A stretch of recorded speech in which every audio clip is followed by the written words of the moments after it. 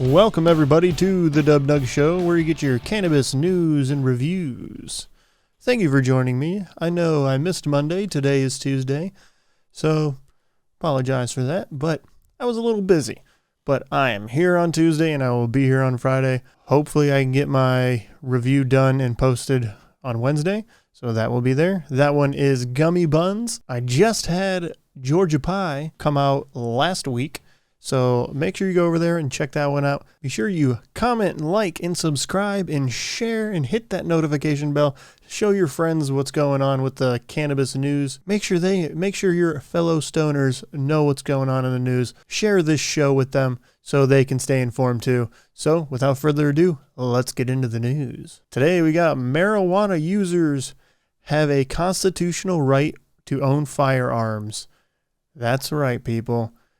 I don't know if any of you have ever bought a gun before. If you have, there is a form you have to fill out, and there is a section in that form which says something along the lines of, if you are an unlawful user or addicted to a controlled substance, you have to check this box, right? And my interpretation of that was, if you live in a state that it is legal, technically you are a lawful user. And I don't consider myself addicted to anything, so I wouldn't say I'm an addict. You should be allowed to own guns. I mean, this is America. The cool thing is, an Oklahoma judge has just basically dismissed this guy's charges because let's go through the story. So this guy Michael Harrison, he was charged for violating federal law with having a gun and cannabis. But he worked at a dispensary in Oklahoma. He did not have a medical marijuana card, but he was working in the industry, and he was a CPL lawful firearm holder. So, which honestly doesn't even matter because the Constitution is your CPL. There's nothing that says has to be in sight. But anyway, so he gets pulled over for some type of traffic violation. They see some weed, and he also tells them that he's got a gun, because you're supposed to tell the cops you have a gun when you have a gun. Knowing that, the cops pull him out under arrest, blah, blah, blah, blah, whole thing. So he goes to court, and his lawyer basically says the Constitution doesn't say anything about not being allowed to smoke weed and have a gun. And in Oklahoma, we just legalized cannabis. So how are we legalizing cannabis but also putting people in jail for cannabis and firearms when firearms are nationally legalized? You know what I mean? It's of course people will say they're infringed upon because of the ATF, and there's so many different, we're not getting into that. Go watch somebody else's YouTube for that one.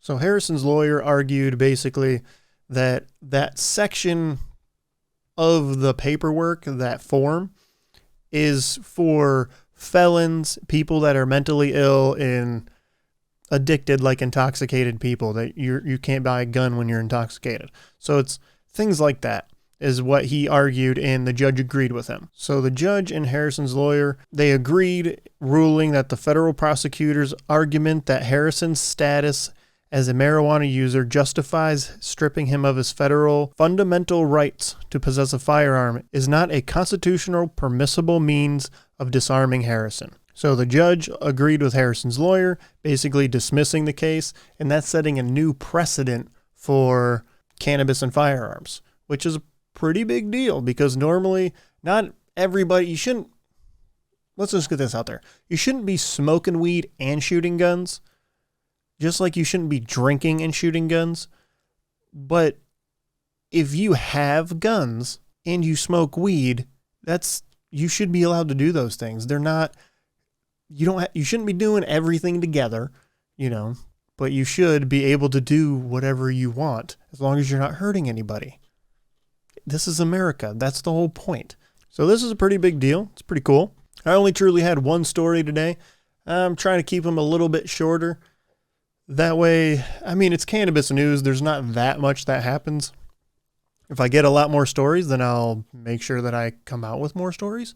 But there was one other one that kind of pissed me off a little bit, but it was from Politico. So you can't really even trust half the shit they were saying, because when I was reading it, something funny that popped up, they were confusing CBD with THC, saying that CBD was something that was causing all of these problems, and they were worried about people getting sick, which, I mean, maybe because there is no regulation on CBD, like the DEA just basically said that they're not regulating CBD anymore, they were never regulating it, but now they're definitely not regulating it.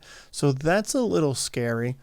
So be careful about the CBD that you do buy online and stuff. Make sure it's properly sourced. There's plenty of good places, but just kind of do your research on them. Other than that, I don't really have much for you. Like I said, go watch my reviews. Thanks for watching. This has been the Dub Nug Show. I'll see you guys next time. Peace out, y'all. Have a good week.